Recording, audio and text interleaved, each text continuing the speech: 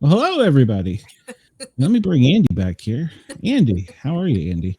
We are having Good. some kind of weird technical difficulty where the computer forgot me.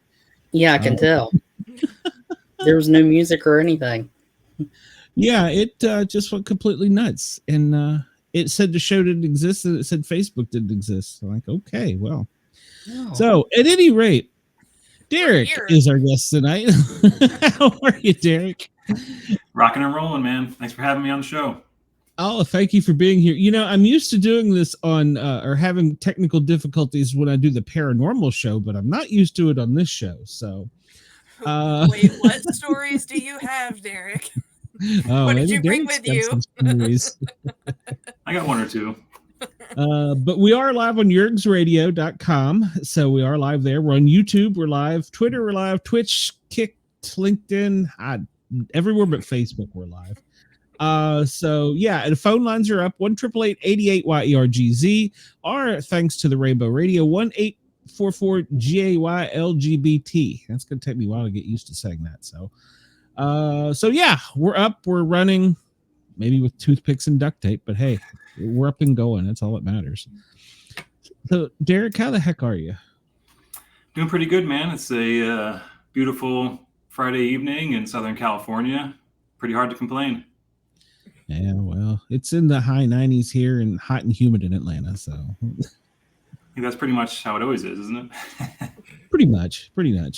So, except for when they get snowmageddon and it's a quarter of an inch of ice, and the city shuts down. So it's the craziest If thing they I've ever shoot seen. at this rate, I think I'd rather have the snow than sweating in places I didn't know I could sweat. You don't want snow in the South because all they see a snowflake and they drive into the closest thing possible, whatever it is, telephone pole, car, whatever. you do that around here too. So yeah. So Derek, you have got quite a few projects out, and you're kind of a celebrity for us. So tell us a little bit about yourself. Well, hey guys, yeah. I started my career in fire and EMS in 1998. I was in the Fire Department Explorer program, actually. When I was 16, I was able to get into that and was able to get some of the fire training and emergency medical stuff. And I think I realized when we started going on calls that the majority of the cases were actually medically related, and it was very frustrating when I got there as a first responder to be not have any medical training. And so that kind of spurred me to want to become a first responder. And then I became an EMT when I was 18. I was still in high school. And then right out of high school, I joined the Air Force and was a medic with them, active duty. And that was in 2000. I was stationed down at the Air Force Level 1 Trauma Center in San Antonio, Texas, at Lackland Air Force Base. And, to be a medic there was one of the most special things because we ran a emergency room-based ALS ambulance service. So we would respond to any of the emergencies on the base or the surrounding area, but we would bring them back to our emergency department, work them in our trauma bay, take them up through the x-rays and the CAT scans and do all the blood draws and, basically follow the case all the way until their final disposition, and really helped to hone my intuition as a paramedic because, a lot of times you drop off a patient and you had a sneaking suspicion of what it might have been, but you never get to find out. So here we're able to actually talk to the docs and say, hey, doc, I thought it was this or this. They say, yo, you're either right on the money or you're way off base. So to be as a medic in the Air Force, that was like the tip of the spear. Like everyone wanted to be, on the trauma team at Wilford Hall. So it was really a great experience for me. And after I got out, worked as a paramedic for a couple of years in the civilian sector. But I'll be honest, I got burnt out. Right at about the 5-year point, as most people do. Started having a hard time. And, I think maybe if I had better coping skills going into the job, it may have been a different thing. And, when you came through training too, there was no talk of post-traumatic stress or, depression or anxiety or any of the potential mental health fallout that can come from doing the job. It was all just about, brush it off, get to the next call, and, keep helping people. And I think I kind of took all that stuff, all that weight on me, and it started to, weigh me down after a while. And I think the analogy I use with my students is it's almost like having a backpack with like a shelf. Mhm. And each time you have a traumatic experience or something, you know, there's that compartmentalization of, you know, you jam it into the jar, you put the lid on it, and you put it back there on the shelf. And, you know, you keep doing that enough times, and it starts to weigh you down. And, you know, when I started going to therapy and things like that, that was the chance to be able to take some of those jars off the shelf, open them back up, and, you know, empty that load a little bit, you know, with the help of the therapist and things like that. So, got burnt out on that, but got back into the Army. I was a combat medic in the Army National Guard for 5 years up in New York, back where I'm from. And then after I got discharged from that, I moved out to California to help a friend start a photography and video production business, and was able to work with him for a couple of years, helped him build it up. You know, we worked on a couple of feature films and did a lot of work with professional athletes and, you know, a lot of corporations around San Francisco and things like that, and learned quite a bit on the job, and was able to sell off my share and start my own business doing photography, video production, things like that. And then so, Nice. you know, kind of fast forward a little bit, I ended up getting a behind the scenes research position with Alameda County EMS in the Bay Area, where Oakland, city of Oakland is and whatnot, and was able to get out on the streets with them during the pandemic with my camera. And that was kind of the genesis for my my book projects, Photos from the Front Lines and Behind the Skirmish Line, and kind of here we are now. Awesome. Well, let's see. Your career sounds familiar. I started in the Explorer program in the fire department, and my first job actually with the fire department, I was volunteer firefighter, was a fire photo unit. And then, so yeah, I moved to Tennessee and decided to do the EMS side because, like you said, everything's EMS. And yeah, It's like yeah. I half expected you to say, yeah, I showed up there, and I'm like, where's the fire? Well, that's a common question. Why is there a fire truck on my medical call? Sometimes we question that too, ma'am, or sir, whomever. So, but yeah. And you're right. This is no fun. There's no fire. Yeah, well, I told my students that it's kind of like sock drawer. Everybody calls us a pair of socks. You stuff it in the sock drawer, and eventually that sock drawer is going to overflow. And when it does, whoo, it's no fun. Like our 911 dispatchers usually get calls for medical calls when the fire trucks show up. They call 911 and said, "Why the hell did you send a fire truck? We needed an ambulance." Oh, there's a guy. Yeah. Well, and you know, one thing, Derek, you commented on there, a lot of times, especially now with the fire departments being so busy and they're hiring people and recruits. I know the Atlanta metro area, the 6 months, they have 2 classes going. One class, the first 6 months, gets the fire training out in the field. The second class gets the EMS training out in the field, and they rotate them. So sometimes even the fire trucks don't have properly trained people on them. So It's like you see that in a majority of careers now. Yeah, probably. Unfortunately, ours is kind of important where lives may depend on it. But yeah, and there's. Do you find here in Georgia we have had a lessening? Is that the correct word? Fewer students applying to paramedic and EMT school. Have you seen that? I think that's the kind of overall trend from what I'm hearing. You know, I was talking to Bill Seifarth, who's the CEO of the NREMT, and he was giving me some of the, you know, because they have the raw data. You know, they're the National Registry, so they're able to see everything from where they are.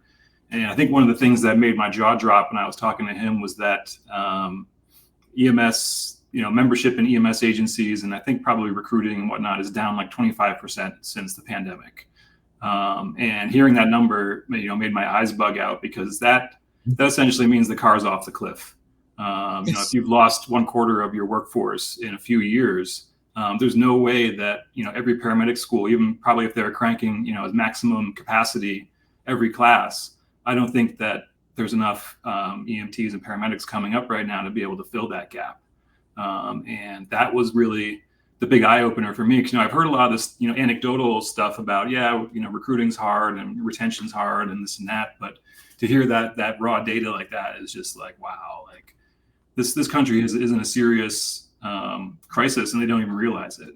And that, I think, was kind of the genesis of the documentary film Honorable but Broken: EMS in Crisis, is trying to highlight some of those things to the general public, because if you ask someone walking down the street, they're going to assume that EMS and even fire is struggling right now, but they assume everything's fully staffed and everyone's getting paid as well as they could possibly imagine, and everything's hunky-dory. But they'd be frightened to realize that if they called 911, they're probably going to end up waiting on hold for 5 to 10 minutes before you're even talking to a dispatcher to get wheels turning towards your address where you're experiencing your emergency. And then, I was seeing it in Alameda County, and this was, 2 years ago when I was, on the front lines with them, was, your people are getting burnt. It's a hard enough job as it is, right? I mean, paramedics and firefighters and, anyone in EMS and first responders have as many, if not more, traumatic exposures than your average soldier, especially nowadays that we're not in a time of conflict. And so it's already a very difficult job. It's very stressful. And you guys know there's a big pay discrepancy between law enforcement, fire, and EMS. And so then adding on that, the COVID pandemic was just this kind of ever ballooning weight of uncertainty and fear and apprehension, because now, on a traditional battlefield, you go out to fight, you get hurt or you get killed. That's one thing. But in this battlefield, if you will, and I use military vernacular very intentionally in my books to try and tie these two professions together in people's minds conceptually, of military and medic, because they see horrible things and they have to do horrible things, and they sacrifice their body and they sacrifice their mind and their well-being and their family, and all these sacrifices that these folks make. And so you're seeing people leave and not come back, and so now people start leaving. Then we have an increased burden on the folks who are still on the streets because they're having to do more with less, and that's going to accelerate their burnout. And then you have things like mandatory overtime and stuff like that. And so it's like you can see the downward spiral happening as you're looking at it, and it's just like, when is the public going to wake up and demand that this spiral stopped? And so that's I think the goal of the film, is to really sound the alarm to the general public as to this crisis that's not in the distant future. It's happening now. It's now. Yeah. Well, we had, I don't know if you know Barry Fury. He was the director of, was it National Emergency Operators or something? There's an acronym for it, an APCO. He was the president of those organizations for a while, and he's run several 911 centers throughout the country. And it starts at 911. Whether or not people realize that the minute they are the true first responders. I mean, we give them a lot of grief, but they are the ones, and I've done that job. That is not an easy job either. And so, and so it starts at 911. And I know 2 years ago, has it been that long ago? Yeah, I guess so. Even when I was on a unit, we were holding an hour for an ambulance in Atlanta, and we were trying to, when I first started, we had a treat no transport protocol, which was really great. But then the lawyers got involved, and then you had, I don't want to say sloppy paramedics, but you had people that didn't necessarily do the job correctly. And then the lawyers got involved. So there were no treat no transport. So in a 24-hour period in a metro area, I was running 28 calls a shift, and it's not sustainable. There's no way. And I love my firefighter friends. I'm a firefighter, but they'll laugh and joke about it. Well, they've only got to do one shift a month on this thing. I got to do all 9 of them. So, it sucks. It really sucks. And a lot of people don't really, and it doesn't end just when you get the ambulance. When you get to the hospital, just because you went by ambulance doesn't mean you're going to get seen any faster. People have that stuck in their head for some reason, and have forever. And you hold the wall until you get to bed. And then you get dispatch screaming because they got calls holding, and you get firemen screaming because they're sitting on a scene. And it's a lot of stress. It really is. Sorry, I just unloaded there. No, But you did say something that I was thinking about today. And I keep hearing this, and I don't know if it's just because there are advertisements on TV for fundraisers, but they talk about firefighters and police officers and military that have made the ultimate sacrifice. And they almost make it sound like they willingly make that sacrifice. And I'm not taking anything away. Our department's had several, or I had 2 line of duty deaths, 3 in my career. They didn't choose that. It happened, but we choose to sacrifice our bodies every day for the job. So I don't know, that wording today, just for some reason, I guess now that I'm officially retired as of this past week, medically retired. The pay sucks. Oh. But I just found that out. That was the most shocking part. Yeah, all these years, and here you go. But yeah, I mean, the guys and gals that have made the ultimate sacrifice, I hold in highest honor, but we all make a sacrifice with their bodies. Almost every paramedic, firefighter, EMT you know is going to have a neck injury, a back injury, a broken bone, torn something or another. People don't talk about that. It's like just like the all gave some gave all in the military. You know, I mean, some do make the ultimate sacrifice, but a vast majority have to live with the accumulated injuries and stressors that have come from many years in the game. And you know, I'm always shocked when I see people who are paramedics for 20 or 30 years, because it must be a testament to their resilience to be able to continue to do the job that long. Absolutely. And you hit on a great point in that, like I was saying, I served in the military. I tell people that, they say, "Wow, thank you for your service." And but I tell them I'm a paramedic, and they go, "Oh, you drive an ambulance." And it's like, I know. There's a huge disconnect in the public's mind about what we do in the back of that ambulance, and we're doing it by ourselves, rendering emergency room level treatments in the back of a moving vehicle by ourselves. And it's you can talk about the level of stress that actually entails for the person who's back there, but you can never understand. And even I forgot about it until I was back in the ambulance with the Alameda County medics, doing ride-alongs and stuff with them, and it's just like, whew. I mean, this is so intense out there when you're running those calls. And you were talking about the dispatchers too, and they're an often overlooked sector of the emergency services that also accumulates a lot of stress and traumatic exposures as well, just from what they have to hear. I do some work with the Mind the Frontline organization, started my Chris Matana, and they're going to be publishing a book, which is basically like war stories from field providers about what they've had to see and do, and trying to kind of advocate and educate to the public about we need to take care of these folks like we do for our military.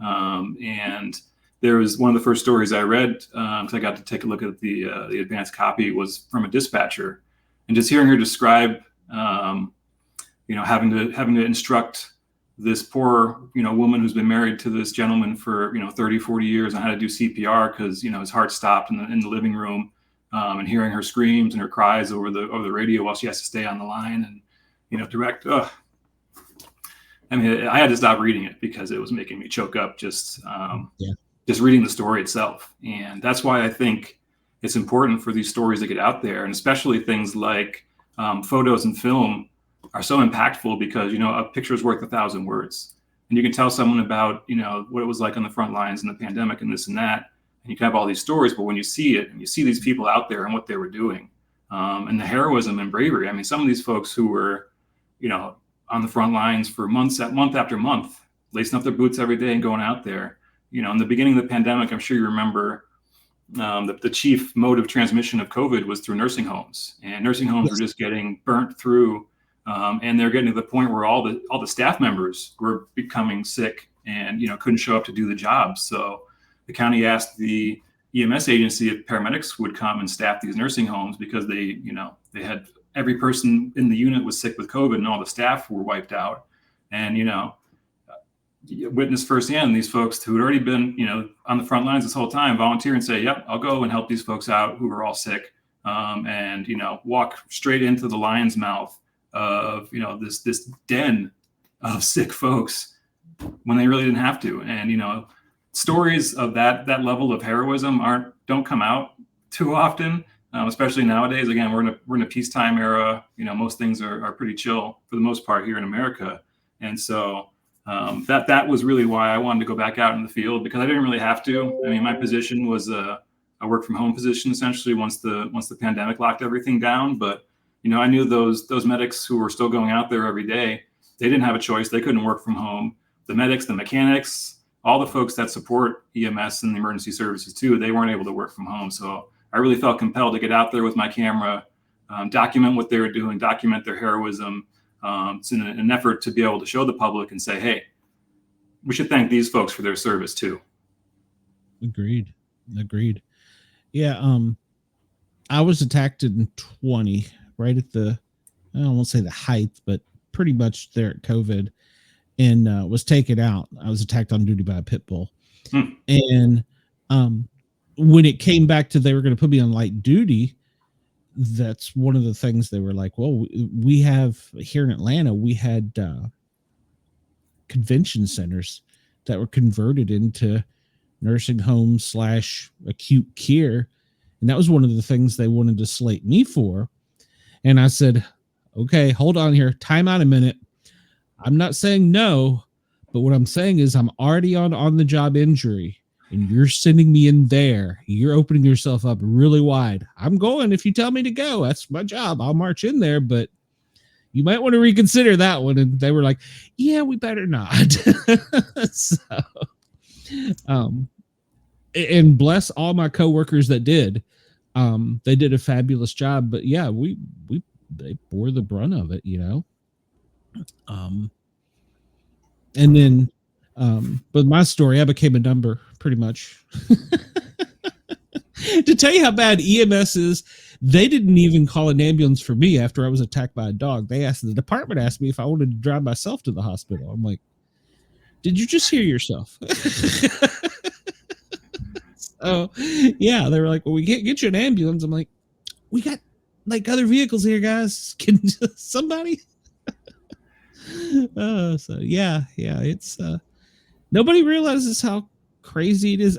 When I first started this, an old medic told me, he said, this is probably as close as you'll ever get to the Wild West.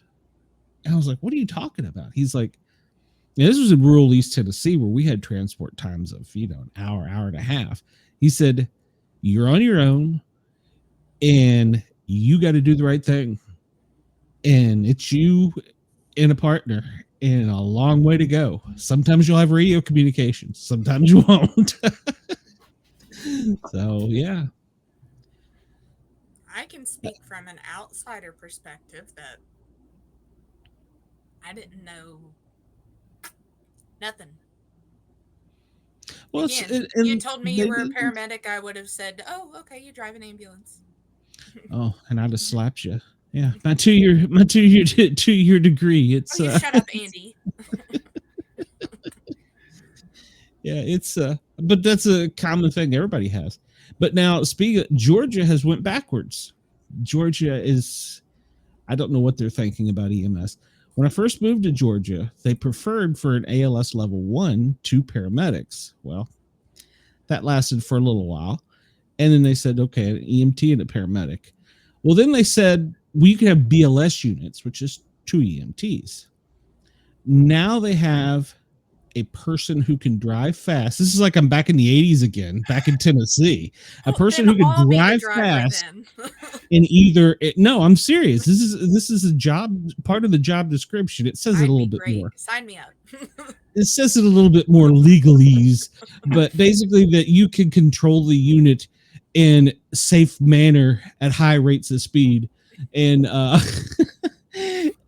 if you have a paramedic, you're ALS. If you got an EMT, you're BLS. If not, it's a first responder. And I'm thinking, what in the hell has this world come to? Now we got Richard Petty driving a guy with a 3-month patch. Yeah, that reminds me of how I mean, I think it still is in a lot of the volunteer areas up in upstate New York, where I'm from. Is you just get folks who they would just come as a driver. They didn't really have, maybe they had first aid or CPR or something like that, but they didn't have any advanced training, and then their job was just to get the ambulance to the scene and to the hospital. And I think there's certainly a place for that, but as you're alluding to, I think having a fully staffed ambulance is really what you're going to want if you're in a real time dependent, serious trauma or medical situation, because as you know, especially being as limited as you, I mean, 2 people is not really a great number to work a large scale emergency on its own.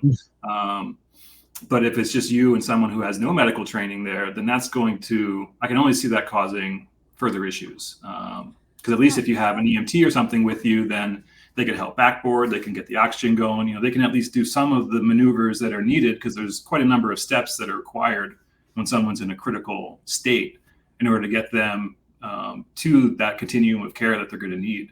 And anything that's going to delay that or foul things up or God forbid make things worse, I can only see that as being problematic. Well, how much does the public know of that too? It's hard to say, and because I'll be honest too. And said, guy A knows how to do everything.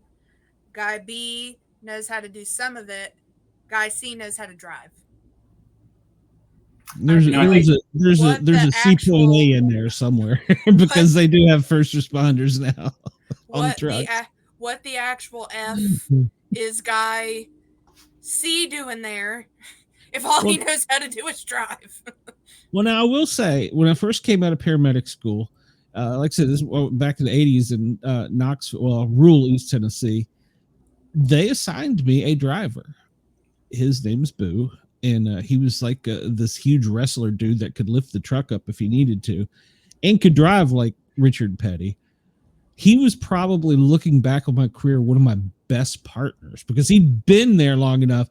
And I asked him one day, and this is a true story, and he's passed away now. I said, why don't you go take the EMT school? It's easy in Tennessee. At that time, I think it was 3 months. And he looked me dead in the eye and he says, I can't read. I was like, what? He's like, yeah, I never finished high school. I can't read. He goes, but I want to help my community. And I'm like, well, God love you, but somebody can read this book to you or something. There's got to be a rule. There's audiobooks, pal. Well, not back then there wasn't, but he never would get the courage up because I guess people had always told him he couldn't. And so he never did. He ended up going on after the state finally was like, okay, we got to get rid of drivers. He ended up going on to be a county commissioner. And it was a small county and was very pro fire EMS. So you bring up a good point, Shay, in that one of the problems with EMS is standardization, because one of the things that I noticed is looking at like the EMS on the Hill Day when NAEMT sends a bunch of people and they go talk to legislatures, stuff like that, which was awesome. But you look at the picture of everyone there up on the steps of the Capitol, and there's 100 different uniforms. So they don't know, who am I talking to? Is this a fire-related EMS organization? Is it a private EMS? Is it a municipal thing? Are they paramedics? Are they EMTs? So I think one of the things that would be helpful would be standardization, of certifications, like you're saying, so that way okay, someone wearing that patch has that training, someone wearing that patch has that training. Anywhere you're looking at them throughout the country, almost like a national registry thing, but I don't know if that's the best vehicle in which to do the standardizing.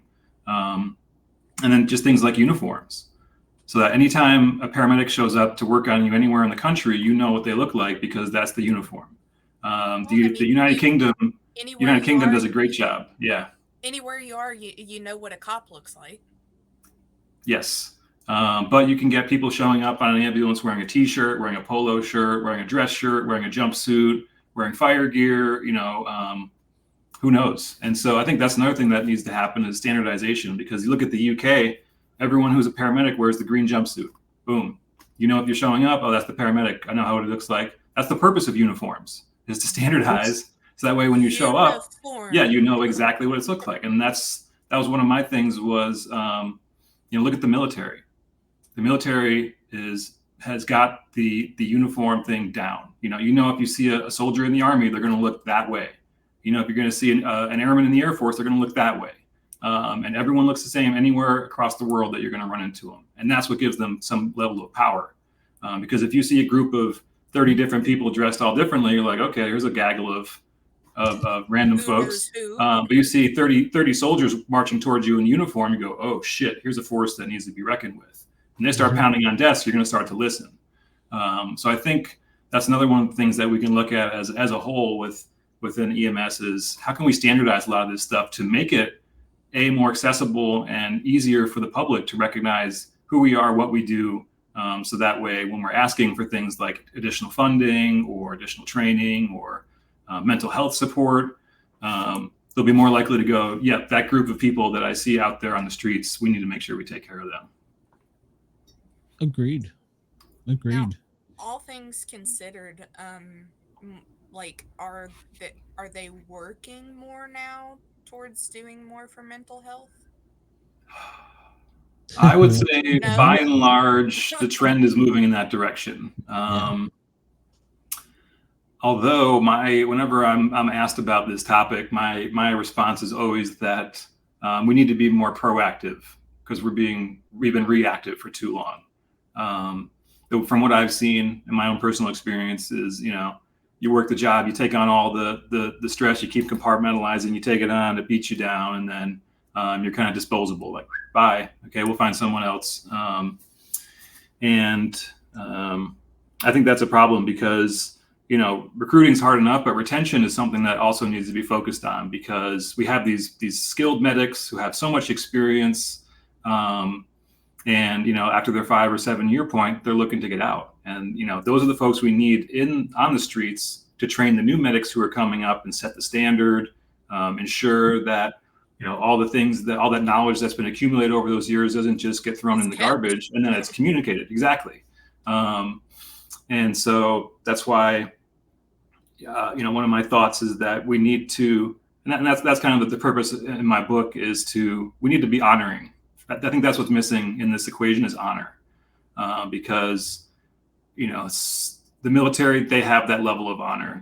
They've made the sacrifices that they have to make when they're, over in combat and things like that. That's been well known. It's been well documented. The public understands. The public honors them. That level of honor isn't there for paramedics. And, I think the fire department and police department kind of have a little leg up on medics because they've been around for a lot longer. They've been able to be out in the public and the public understands their value and things like that. But EMS is a relatively new phenomenon. I mean, it's only been around since really the 70s as a true organized force. And so, one of my thoughts was that we need to think about like a public awareness campaign, like PSAs and things like that, because that's one of the things that we need to do. That's what they did great in World War II. World War II was a very similar circumstance where we had this huge manpower shortage in a very critical and, public safety essentially facing area. And, what did they do? They barraged the public with things like posters and newsreels. And you couldn't go see the latest release of, whatever was coming out from Hollywood without having to sit through the newsreel about what the boys were doing overseas. And then, you're walking through the hallway and you see these posters on the wall for, join the Army, join the Navy, serve your country and do all these things. I think we need something like that, like a concentrated nationwide effort to really recruit. And what I'd like to see would be a badass poster of a paramedic next to the poster of Iron Man when you're going to the movie theaters. So that kids walk out and they go, oh, I want to be like that person. Like, that's badass. So getting that into the public kind of lexicon to be an aspirational career, something that things people want to get into. Because I think another kind of conundrum of the modern age is a lot of people don't want to get into serving professions nowadays. They want to be like YouTube influencers and sit in an air-conditioned office or do coding for Facebook or do these kind of glitzy glam jobs. But things like, EMS, fire, law enforcement, nurses, doctors, anything that's kind of in that service-oriented profession is losing folks. And so We need to start making these things be aspirational. And that's why the numbers are dropping. I think that's one of the factors. But again, I think a lot of it has to do with public relations. EMS has no coordinated public relations to educate the public and get this stuff out there. And then I'll ask you another important question I've not gotten in several administrations an answer to. Who's in charge of EMS? On a national level, who's in charge of EMS? DHS is going to send it to DOT. Don't know why. That was in the 50s. DOT is going to send it back to FEMA. FEMA is going to go, well, that's DHS. And you just go to loop. It's been several administrations since we have had a person that was designated in charge of EMS. And the last one we did have, and if you know him, I apologize. He was from Georgia, but he was a clown. That was literally his job, and how he got promoted up was he was a clown. He supported the right campaigns. Yeah, we didn't have a good working relationship, but that was the last one. And since then, I've not been able to get an answer. And I've emailed my own congressman and senators. Who's in charge of EMS? I know who's in charge of the fire department. There's a nationwide fire chief. I know who's in charge of the Air Force, the Army, the Marines. Who's in charge of EMS? Who's got the keys to the ambulance? You know. And nobody wants us. We're just kicked around like, a kickball. And it's the strangest thing because we're the seconds away from death between the hospital and the house. Yeah, it's astounding. And that's again, one of the big issues, that there is no single coordinating body to do all this stuff. There's like the NAEMT, there's NREMT, there's, like you're saying, NISHTA, there's, all these different kind of things that have their hand in the different areas, but nothing that's kind of keeping it a cohesive thing. And I don't know who we talked to about working on that, but that's another point that I've realized also, is that there's no centralized command really for what's going to be happening as far as like the future and things like that. And so, yeah, what do we do? I don't have all the answers. Yeah, I'm with you. Is somebody up there higher rooting for the guys down low? Well, it depends on where you are. Take, for instance, my buddies in Knoxville. They just went through this big thing where they were making a push for public safety to get increased pays because Knoxville has horrible pay. That's why I left Knoxville 20 years ago. They moved the police department up to the 70,000s starting, and said the firefighters sleep for part of their tour, that they don't get increase, and they don't do transports as a private company. And I'm like, did you just hear yourself, county commission? I mean, I don't live here, but I got friends here. What are you thinking? But that's not a story that's unusual anywhere. 100%. And that's kind of the other tier of the thing, because my kind of thought process is like a 3-tiered approach of like, okay, recruiting is one thing, retention's the next. We need imagery out there so that the folks who are doing the job feel like the public honors them and they respect them, and they could be proud to be a paramedic. I got this great book. It's called The Posters That Won the War, and it has kind of a lot of the different posters that they used throughout World War II to help further their different aims. And there's so many different ones. I mean, there are hundreds of them that they put. It's basically the social media of the time. And so there's one there's a poster of a sailor, and he's in his dress whites. He's got like a hot chick on his arm, and she's like pointing to his submariner badge. He'd be like, he joined the Submariner Corps. Like, there should be a poster of that, like someone pointing at a paramedic badge, be like, he's a paramedic, like pretty badass. Like, I want him. Like, retention, we need to think about how we can do that. But then the third arm is really scaring the public, because that's what a lot of the posters that they did back then were aiming to do, because war is expensive, and they just got out of the Great Depression, and people were struggling to get by anyway, but the government still needed money for the war bonds and to be able to fund the manufacturing and get people into these jobs and stuff like that. And so they weren't politically correct. These posters that they were putting out back then, they weren't softened, they weren't anything. They were designed to scare the public.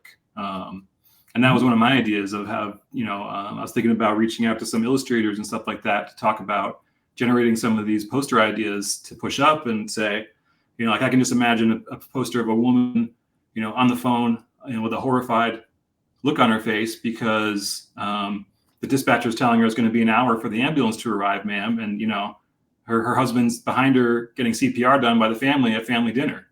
Like that's the stuff people need to be walking out of the grocery store and go, an hour for an ambulance? Like, I had no idea. I need to call someone about like what's going on here. Like that, these are the things that need to be starting to be broadcast to the public.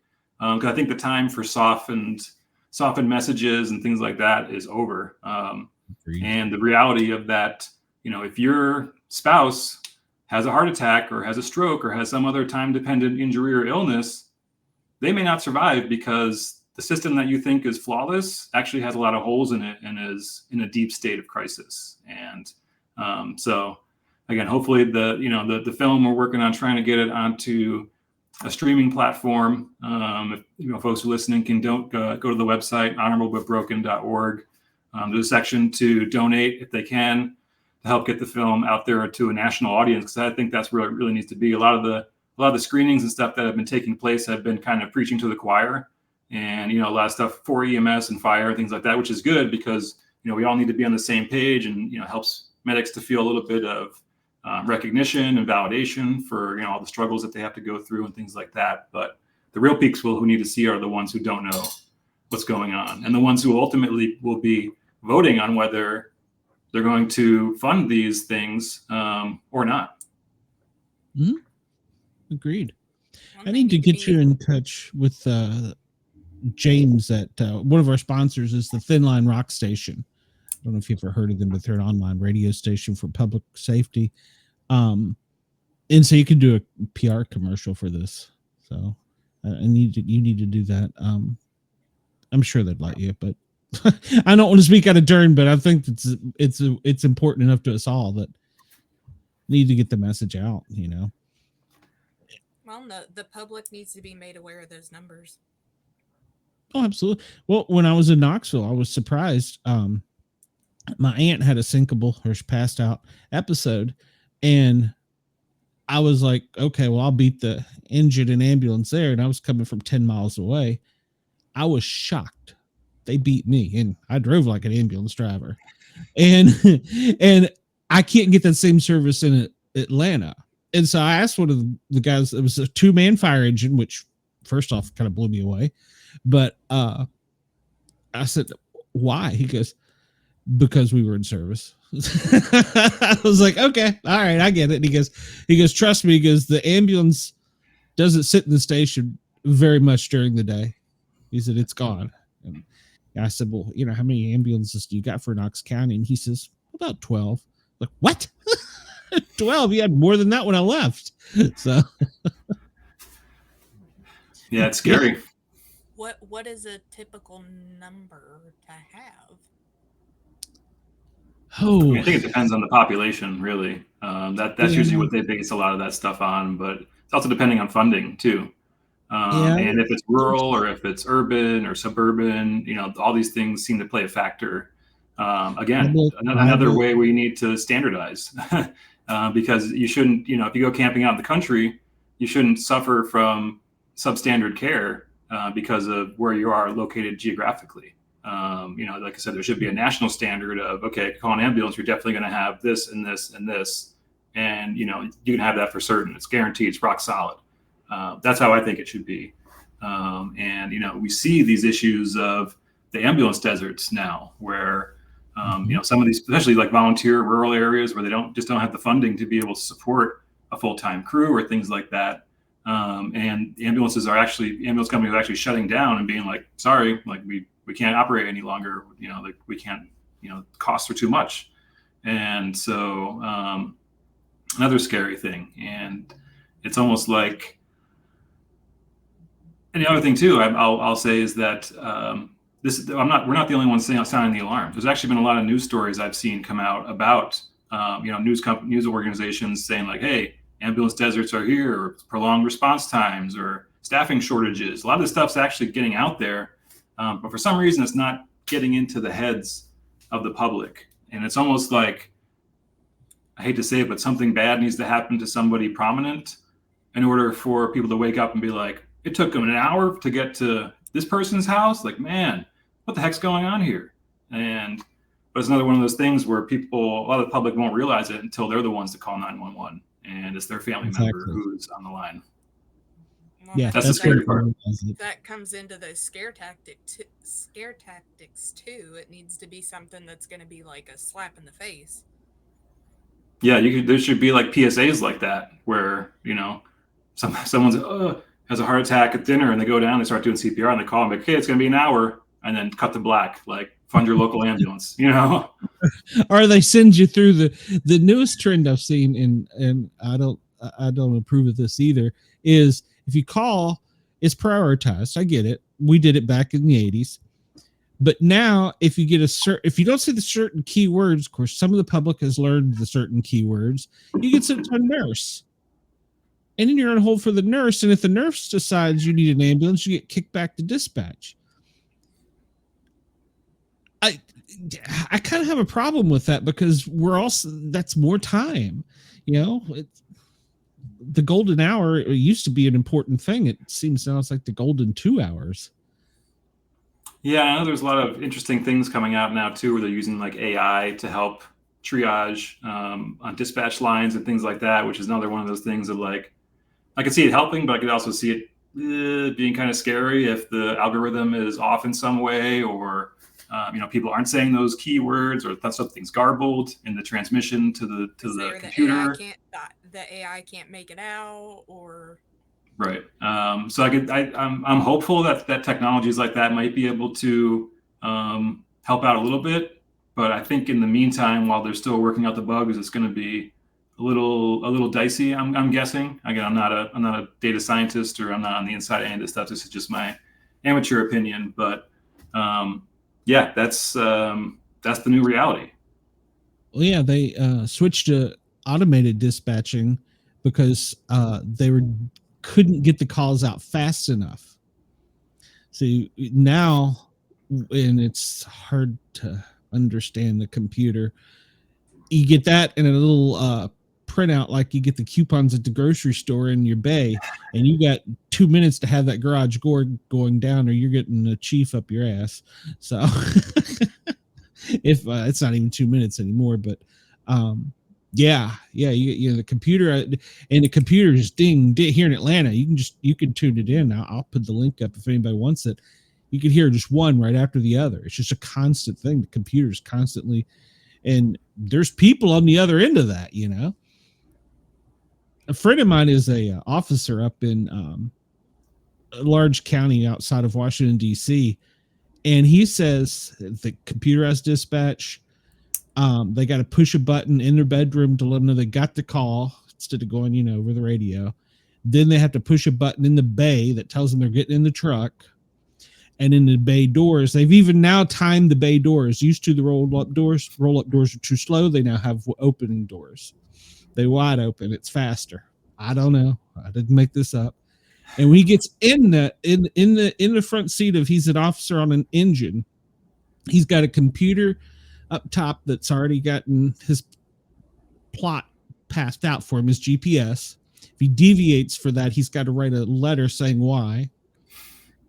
And he's got a screen where he's watching, the speed of the driver, the angle of the engine, how hard he's hitting the brakes. He's got his mobile data terminal feeding him data from the dispatch center, which is AI. And then he's got this other screen over here that's got even more information. He's like, I'm in a spaceship. Oh, he doesn't drive. He's an officer. He sits in the passenger seat. He says, this is like being in a spaceship. And he goes, and I'm totally blind by all the screens looking out at night. And yeah, and he says, if the computer says you're supposed to go to the end of the bay, turn right, the main road, turn left, and we go right to cut through a neighborhood, get there quicker, we got to explain it. And he says, God forbid if we hit a pothole or something, we got to explain that. And it's like, he's like, this technology has went too far with some of this stuff. Yeah, the road nanny, I think they call it on the streets. watching your every move. Yeah, the glass eye. Yeah. Well, in some engines, in some big cities, they actually have where dispatch can watch the crew. Wow. which is really weird. So I don't even know why that's a thing, but yeah. Were you talking about having the posters drawn? You might have some luck there. Cheyenne's fiance is a comic book artist, so he might can hook you up. Yeah, we can do a little concept art and see how it comes out. He does draw some scary things. I've seen some of his work, so yeah, I would like that. That's how I would want it to be, is kind of move in that darker direction of, again, not trying to soften it, but even is his expertise. So horror, you said? Yeah. Well, good. Well, we deal in horror, so that seems like the perfect matchup for creating art to represent the profession. And that's what I like. I was actually looking up some artists on like Instagram and stuff like that who do a lot of like soldier type and war type illustration. I think having that kind of aesthetic too would be good to harp on those themes, because it works. I mean, you see, even now you look at some of those recruiting posters from World War II and you're like, man, they knew what they were doing back then. Like they knew how to get the public. Yeah. They've always known what they've been doing. Indeed. Yeah. I'll send you a link. Great. Yeah, I'll check it out. And yeah, I have some challenge coins here if you guys want to talk about some of that stuff too while you got me on the hook. Oh, absolutely. We love to talk challenge coins. So yeah, please share away what you got. Let me see what I got. I got some this is probably one of my favorites here. This is my Wilford Hall Trauma Center coin. That's our Unit Crest 959th Surgical Operations Squadron. And then we had on the back our EMS services represented, EMT, IDMT, paramedic. So this is one of my proud ones, because like I was saying, to be a medic at Wilford Hall in the ER was just like everyone wanted to be there, and to be one of the ones who said that I was pretty proud moment for me. Is that one of the or is that the facility? I forget. Was it 68 Bravo, 68 Whiskey? 68 Whiskeys. 68 Whiskey. Is that where they train the medics for the in Texas? They usually train at Fort Sam Houston, which is also in San Antonio. There's like 5 or 6 military bases in the city of San Antonio. It's one of the most densely populated military cities going. And I actually they had at Fort Sam Houston, they had what was called Brooke Army Medical Center, which was the Army Level 1 trauma center in the area. And that's where a lot of the medics would do their clinical rotations and things like that. That's actually where I did my internship when I was in paramedic school at San Antonio College, was at BAMC. So I got to work with some of the Army medics and see how the Army docs do things. And it's really, I mean, they're some of the best medical providers in the world. I mean, some of those trauma surgeons, the Air Force trauma surgeons, were just the sharpest people you could meet. And if you ever got injured, man, you'd be blessed to have one of those folks working on you. And it was really just so special to be able to work with them. And but there's that whole, I think it's called like the San Antonio Joint Military Medical, there's some protracted acronym that they assumed for that, because a lot of the Air Force folks actually go to the Army base and vice versa. A lot of the Army folks would come to the Air Force base to either work or train or advise and things like that. So there was a lot of crossover going on between the organizations, which is great because you learn a lot from each other. Because Army is a different kind of mission than the Air Force does. Mm-hmm. You know, I learned things when I was an Army medic that I didn't learn as an Air Force medic, because as an Air Force medic, you have everything you could ever want. You know, you're on the base, you're at the hospital, you have the fully stocked ambulance. You know, what do you need? Let's grab it. Let's make it happen. Whereas in the Army, when you roll out, all you have is what you have on your back. So you need to learn how to do things like improvise and adapt, and use materials for things they were intended for to achieve the particular objective that you're looking for in a given patient care scenario. So it's really good to have that crossover. And we would joke a little bit back and forth about Army medics or Air Force medics or this and that. But when push comes to shove, when there's a real critical thing happening, everyone's on mission, and it's a beautiful thing to watch. Oh yeah. I know. I grew up around an Army base, and I used to call it Chair Force. So the Fair Force, yeah. Yeah. We've heard it all. the Air Force. I can't. What do they call Space Force? They gotta have because I don't even know if they have a boot camp. That's just Space Force. I think Space Force. they send them to a typing class. I don't even think they have a boot camp. I had a former assistant manager who was in the Air Force for a while, and some of the stuff like he told me, and I mean he's already an incredibly smart person, but I was like, you got to be like a genius to do this. Yeah, you'd be surprised some of the jobs that even enlisted men, not even officers, people without a college degree. Some of the things like they're working on jet engines and airborne electronic warfare systems, and these are regular Joes off the street that went through boot camp and they've trained up to do this stuff, and it's very high level technical expertise that you need. He's a real techie guy, and just some of the stuff that he had told me, I was just like, what? Yeah, I mean that's the next frontier. I mean, electronic warfare, cyber terrorism, all that stuff's the next wave of probably the battlefield that's going to be going down. So we need folks like that. That's for sure. Which might be good for us because I don't know that there's enough ambulances to transport them. So if it's a cyber war, it's going to be a 3-hour wait time, sir. Yeah, exactly. What else you got, Derek? Let me see. I got some other good ones here. This is my that was my medic training, 383rd Training Squadron, Shepherd Air Force Base. Train the best medics for the best Air Force.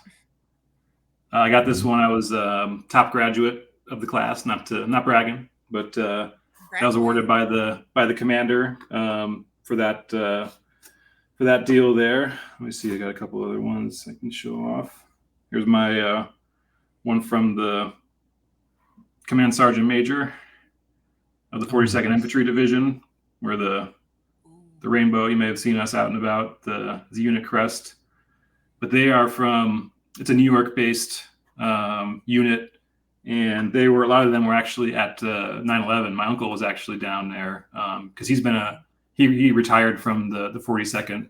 He was a sergeant for a long time, and he went to Iraq, and he was also at Ground Zero, driving around a lot of the dignitaries and folks that were going back and forth to the pile and stuff. And it's very, the unit used to be the unit crest used to be a full rainbow, but the modern version is actually a half of a rainbow because half the unit was lost in World War I when they deployed over there. And so they cut it in half to be a symbolic representation of all of our soldiers who gave the ultimate sacrifice during that battle.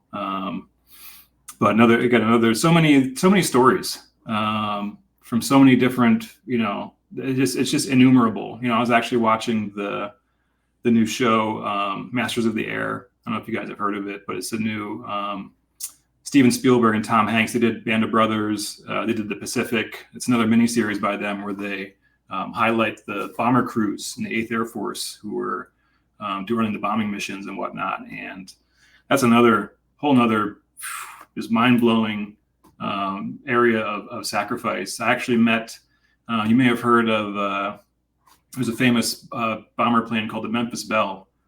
They actually made a movie about it. And, they're one of the first crews to finish 25 missions because every other plane was getting shot down before they could reach that milestone. But they were one of the first ones to do it. They came back and they did bomb tours and this and that. And, my dad and my grandfather were both big World War II historians. And it turned out that the tail gunner on the Memphis Belle lived like one town over from us up in upstate New York. And my dad was like, what? Really? He saw a news article about him. He's like, he lives right around the corner.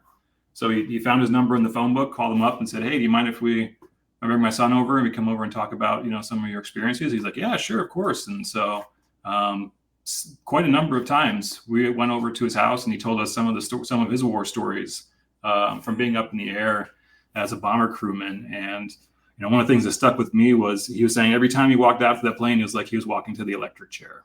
Like that's how he described that feeling of essentially walking to his potential doom every time he laced up his gear to go out. And it's like, man. And, this dude, one of the nicest guys, very unassuming. You'd see him in a grocery store, like, who's this old fuddy-duddy? But this is actually a badass motherfucker, pardon my French. But to do some of the stuff that he did, I mean, he came back, he went through the bond tour, and then he signed up to go to the Pacific Theater to fly in bombers over there. So he went up in a B-29. He was shot down, parachuted out, landed, was captured. He escaped, went back to his unit, and went back up in the air. Like, man, if you want to talk about grit, you want to talk about metal, like That's a lot of that is missing. Yeah, a lot of that they don't make them like that anymore. No. That's what I'm saying, and that's kind of what's missing, I think. And another reason, like I was saying, like why we're not seeing that much interest in the service sector and things like that, because that just isn't, those values just aren't really promoted nowadays. They just don't make them like they used to. No. Well, even I went through the fire academy. I guess technically I've been through it 4 times. I don't know, a couple times. And the last time I went through it was like all class. And I'm like, what are we gonna get out there and like do stuff? And he's like, oh, we don't do that anymore. I'm like, what? You know, like what? All theory. I remember getting yelled at, you know, carrying a ladder, running up a hill in full turnout gear with all my stuff on, and you're not going fast enough, you know, and all these horrible things. And I'm like, we need to do that to these people. They're like, oh, we can't. That's a bad mojo. Yeah, it's called stress inoculation. It's something that the military uses very well. The fire service does, and that's something I was trying to incorporate into my training of EMTs and whatnot. Because, you know, you can sit there and you can theorize all day, you can read out of a book, and, you know, even running scenarios in a classroom is one thing, but, you know, you actually get someone out. Until you're in it. Right. You know, we would put people right next to the main road where there's traffic whizzing by. We'd have bullhorns and sirens and all sorts of noise bombardment, plus the instructors up in their face yelling and telling them to hurry up and giving them time deadlines to fix these injuries. Yep. You know, anything you can do to trigger that stress mechanism and allow them to experience that flushed feeling of almost overwhelmed, get them to that point of almost overwhelmed, so you can go, no, focus on the mission, focus on patient care, you can do it, you know, get in the fight. And I think without that, you kind of miss that opportunity to again inoculate them from that stress, because you don't want the first time that you're overwhelmed with, you know, sensory input, things like that, to be your first emergency. You know, you want that to get out of the way, get that experience over with, so you can go, no, I know I have the confidence now to know that I can operate in that type of environment. Well, even in the last academy I was in, there was a young gentleman that in the training tower in a burn building, they had to tackle him because he ripped his face piece off and was about to stand up and run out of the burn building. We shouldn't have gotten to that point before he made that decision. He was terrified for his life at that point. He was a young kid, and you know, I don't feel any way about it, but he's actually, I think he's got a college degree now, and he's a athlete on a basketball team, SEC team, I believe. So he was talented, he was smart. He just, that wasn't his thing. And why did we get to that point? And I told the instructor, I said, well, I'm glad y'all were here, otherwise we'd have had a, you know, bad injury. And he was like, well, we can't train them like we used to. I mean, I remember the fire academy. I hated the fire academy. Have you been through a fire academy? Not an academy. I just went through the basic like firefighter training course. Okay. Well, our fire academy was actually, they were Marines that were firefighters that made it to the training academy. And I mean, we had the bell up there, ring the bell, pussy, ring the bell. I mean, oh yeah, they were mean to us. They lit us on fire, and they didn't like paramedics either. We were the new thing. And so I remember we opened the door of the burn building, and the guy's standing there spraying diesel fuel, and he gets the guy in front of me and me. He goes, well, what are you going to do? You're on fire now. And I'm like, shit, I don't know. I hated it, but looking back now, it was kind of like, that was kind of fun.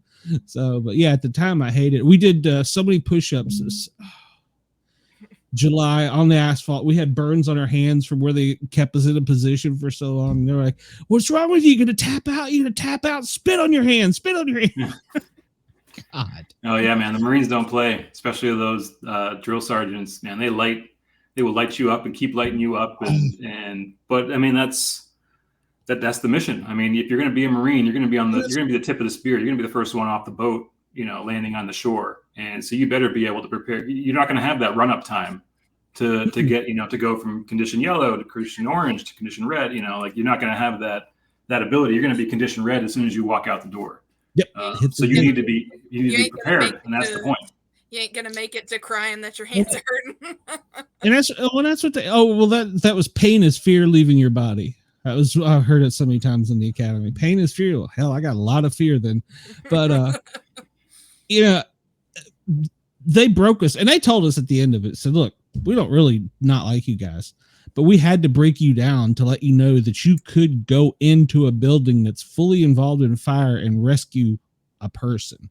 Where there's your brain is screaming at you, you're going to die if you go in there, but you've got to go in there.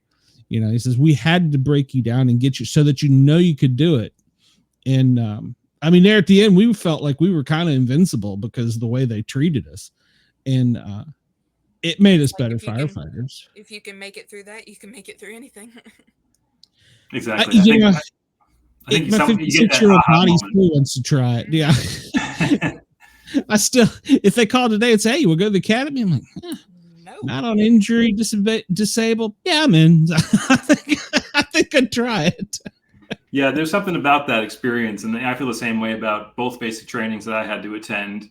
And I think there is that aha moment at some point where you're like, this sucks. But then you realize like, oh, they're doing it to help keep me alive. Like that's why they're being so tough. And that's why they want me so detail oriented and able to follow instructions, because you ain't got time to debate in the middle of a firefight. Like, let's debate the merits of your decision. Like, no, you need to execute now. Otherwise the unit's going to be taken out. And so, and it's going to be your fault if you make the wrong decision. Indeed. And then on the instructors too, they know that they're pushing people out to either, if it's basic training, they're going out to possibly combat. Fire academy, they're going out to fight fires and do these very dangerous missions and things like that. And so I think when you're an instructor, you realize you have that weight of these folks' lives and other folks' lives that are going to be depending on them in your hands. And I think that makes you want to, at least the good instructors, makes you want to make that training as realistic as possible and get that person as prepared mentally, physically as possible. Because you don't want to feel bad if they fail on the mission or something happens to them, because they weren't adequately trained. Oh yeah. When I first started training EMT students, I had to lighten up on them. Came to me and said, you got to stop. You've made people quit. That's not the purpose of them coming to the school. And I'm like, they've got to know. They didn't deserve to be here. They didn't study. They weren't prepared. Academically, I can show you, They're like, well, you were a little mean. I'm like, well, there is that, but it's a fine line. It builds character. Yeah, I had a hard time with the line, but I don't know. It just is a different generation now. It's so weird to see. So, Derek, you got any more coins? I'm sorry, I keep sidetracking you. Sorry, man. Yeah, I got a couple more I can go through, and I'm probably gonna jump off here soon. Yeah, we've kept the fun one. A National Park Service. Oh, nice. Is from the Golden Gate National Recreation Area. We did some EMT training for some of the National Parks Police who are out there, and that was actually very interesting talking to them, because they were super hungry to get the training, because they're out there by themselves a lot of the times in their SUV or whatever, and you're out in some backwoods of a national park and you come across someone who's severely injured. You go, it's the same thing like being a firefighter, like I don't know what to do with my hands right now. So they were actually really hungry to get that emergency medical training, because a lot of times they're with a patient for who knows how long until a trained crew or a fire department or an ambulance can get to them. But they were super squared away. A lot of those guys were ex-military also. And that was a great class, because it was pretty much only them and a couple other civilians that were able to come in and mix in. And one of the civilians was actually an attorney. He was kind of in a career change area. He was an older fellow, and he was a volunteer firefighter. And he's like, yeah, I do the volunteer firefighting. I want to get some medical training. And so he was in with the National Parks Police class. And at the end, he was like, awesome class to be a part of. I was like, yeah, man, you lucked out pretty good, because they were squared away for sure. Very cool. Yeah. One of the guys on my Bigfoot team, he was a California search and rescue officer, and they would parachute him in with his dog to look for lost people. And he was also a medic, and he's like, he's like, yeah, I don't know what I'd have done so many times. We come up on people bit by snakes or something. He goes, if I wasn't a medic, I wouldn't know what to do. Of course, he was an ex-Navy. Back then, what did they call them? They didn't call them SEALs. They called them Seabees, I think. Maybe there was a different name for him back there in Vietnam. And so he was an older guy. He's like, if we didn't have that training, what would we have done? I'm like, well, dude, you're pretty badass for parachuting into a forest with a dog in a tent. That's unbelievable. It's amazing that dogs can free fall too. It's like one of the, I've seen videos of it and stuff before, but to hear about someone actually doing it, it's like, it's got to be a trip for the dog, huh? I can only imagine. Like, whoa, it's a trip for a person. Oh, I was a flight medic. I would never jump out of a perfectly good plane. I don't know if you've ever done it. I would not recommend it, but yeah, I have about 25 jumps or so. And there was the drop zone near the Air Force Base, was Skydive San Marcos. And right when you're taking the turn to pull into the drop zone, there's an old plane that they have, kind of nose down like it's crashed. And on the side, it says, there's no such thing as a perfectly good airplane. Learn how to skydive.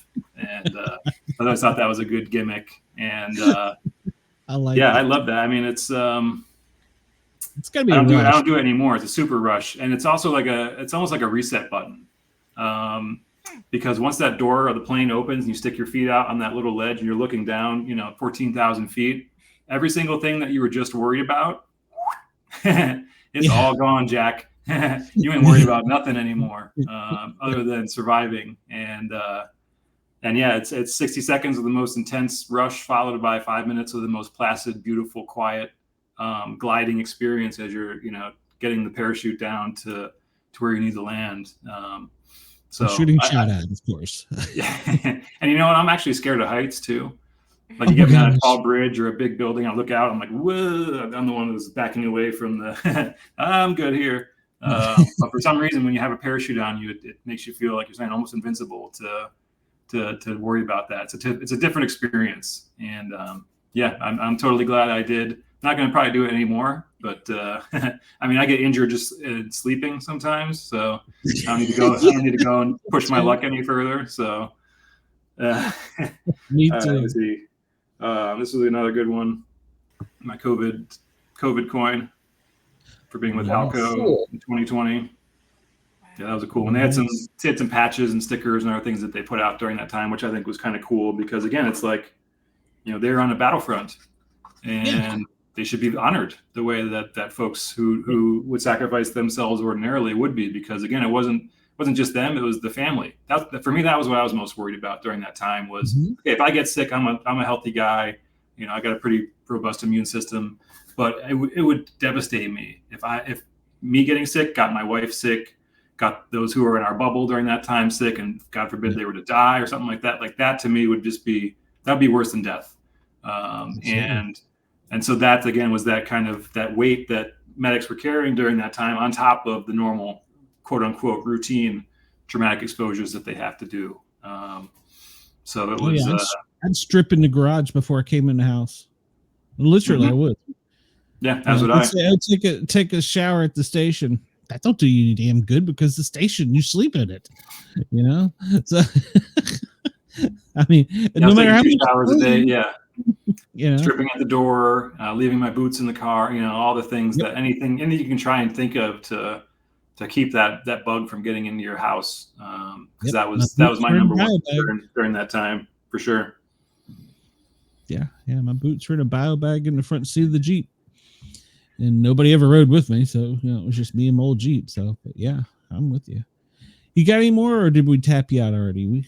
I got a bunch more. That's probably the highlight. I guess this is one other cool one I got. This is actually from my dad's ship, USS Alwyn. Oh, nice. Destroyer escort. I like the pirate. Wow, that's neat. The pirate logo on the back. And that's what he said to his. We're just a bunch of pirates, and he was in the chart house. We worked with the navigator, and his tour went around the Mediterranean and Africa. And they were on Russian anti-sub missions. So they were just, using sonar and just going up and down the coastlines and, open water, They had a helicopter that would take off and circle and look for submarines and things like that, and pretty intense stuff. I guess they found a Russian sub one time on their sonar, and I guess they called the captain to the bridge, and they were looking at the stuff, and they're like, yeah, that sounds like a Russian sub. And so they were radioing to him like, surface, we know you're there, like the gig's up, whatever. And they were radio silence. So the captain's like, okay, you want to play radio silence? So he told the sonar operator to aim the sonar buoy at the contact, at the sub, and they basically turned because it's ultrasonic, so they kept turning up the dial. And my dad was saying what they were experiencing on the Russian sub was like a dog, like a dog whistle, where it's like so high, like. He was saying like gauges were probably breaking, and all of a sudden you see the sub just come up and breach out of the water, and like, oh, we decided to come up, did we? Hello. How are you? And then they followed him. I guess like another ship came. They just basically followed him back to their Russian wherever the Russian sub base is, because they couldn't go submerged. They were, the element of surprise was gone for them, so they just had to turn tail and go back to Russia, and had a ship follow them and stuff. And so I thought that was a pretty funny story. That's cool. My dad was on the 67, the aircraft carrier, and he was a disc jockey. So he had many cool stories. Like, hey, that's a job at AFES. I don't know. Yeah. I never knew it was a thing, but it is. So. Yeah, those are floating cities. So there's all sorts of jobs you wouldn't expect on an aircraft carrier. That's for sure. Yeah. He said that there was no possible way you could ever know all the people that were on it. It was that big. And I was like, really? He's like, yeah. That was back. Yeah, that was back. Well, I mean, the Kennedy at that point would be dwarfed by some of the larger ones they got now. So there's a new Kennedy coming out. But well, Derek, thank you. I'm so glad you came on. I listed, and I'll have to put it back out and speaking of that, I've been getting messages from other podcasters. We're not the only ones that are down. So there must be something in I don't know. Maybe the Russians have pinged us or something, but CBS. Facebook is down apparently for other podcasters. I'm getting messages, and other streaming services are down. So some kind of service blackout. I don't know. Maybe the Russians off the coast of Key West finally had enough of us or something. But who knows? Not just us. So thank you for your patience. And I will repost it later tonight. The link where everybody can get in touch with you and get your stuff.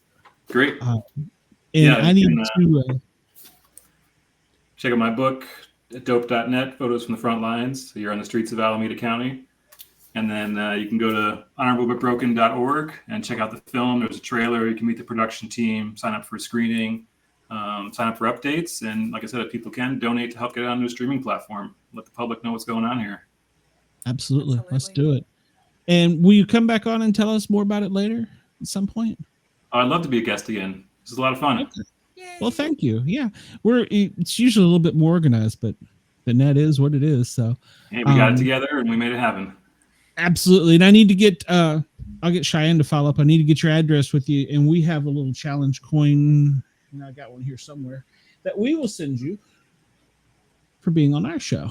Guardian Gang. So yeah, rad. This is a little something that I wish you could have met my other co-host Matt. He is out on baby duty. He's out on FMLA. I kid him. He's in the Navy, and he designs a lot of the cool stuff for us. So I wish you could have met him. Maybe next time. He's got some cool coins that you'd like from the military. So right on. Look forward to it. Oh, all right. Hold on. Here's one of them. Oh yeah, she's got Wow. And I don't know the ranks, so have to forgive me. But he's a chief, so I think that's kind of high up. Sounds like it. So it sounds good to me. I don't know. So, but yeah. Okay, cool. Yeah, we'll get you. And Cheyenne can get in touch with you about maybe her fiance can. Oh, okay. Well, I want a signed copy of it. So the first poster. And I will get you in touch with James with the Thin Line Rock Station. He's usually listening, but I don't even know if we're live on YouTube, to be honest with you. So I'll get you in touch with him, and I'd like to see if you can get a PSA cut for the movie. So that sounds rad. All right, man. Derek, thank you. We will see you again soon. And but Andy, you were too quiet. Did you have any questions before we let him go? I'm sorry. No, I did not. Okay. All right. Sound like he's been a busy guy. Yeah. He is. What He kind of is. camera do you use? Usually Canon 5D Mark II is my my workhorse, a DSLR. Oh, what do you use, Andy? I use a Nikon D3200. I knew he was going to say he was a Nikon man. So he goes, yeah, okay. I can tell. All right, Derek. Whatever your preference. All right. Thank you, guys. Hey, y'all have a Thank good you. evening. I got a phone. That's what I use. I'll talk to y'all later. See All right, you, bye now. Derek. Bye-bye. That was a great show. And yeah, I'm getting messages from Beyond the Box and some Parapost. So we're not the only ones that are dead in the water. So I don't know. I don't know what it is. Something is out there. Nobody's live on Facebook, and it's questionable. I guess we could go look and see if we're live on YouTube. Let me see. But some of them aren't even live on YouTube. I got a notification. Let me pull it up Yep. here. So. But what's really weird is it's not the show that we advertised. Did you catch that? Paramedics, photography, and challenge coins. No, look to the right of it. It's got it listed twice. One's upcoming. At least on my screen. Hold on, let me go to your page. Yeah, I got two. Both of them say upcoming, actually. Yep. So I don't know where the hell we're live. We're live somewhere. Well, we're live on Facebook, just not on the one I guess we thought we were live on. Oh, we are live on Facebook? We're not live on YouTube then. Or no, I mean YouTube. Okay. All right. I don't know. All right. Well, I'm going to wrap this up, guys and gals, because I've got a cold and feel like crap. Andy, you got anything to tell us? I'm sorry. I've been kind of talkative tonight. Oh, that's all right. No, not really. Okay. Well, I did go on a bad motorcycle call today. Cool. Yeah, motorcycle's fault. He went to pass a dump truck, moved over into the right lane, and he slammed into a box truck at 70 miles an hour. He'll only do it once. And he lived. That's good news. Holy cow. Except he's got a broken leg, shoulder, pelvis, forearm. I can send Cheyenne the pictures. I don't want to see them. So. Oh, I do. I know you would. All right. Well, I'm going to end this, guy. Cheyenne, do you guys where I got to set up? Well, I don't even know if I can set up tomorrow's show. Oh, we'll figure it out. I will see you tomorrow. Yeah. Well, I think it's just going to be me and Cheyenne, so I got to go take some cold meds. Oh, that was loud. Oh, music. Yeah. Better turn the volume down. Yeah. I got to figure out which button I hit to end this, so. Oh, mercy. I will see everybody soon. Thanks for tuning in, and I will re-upload this to the right place to get it where it's supposed to be.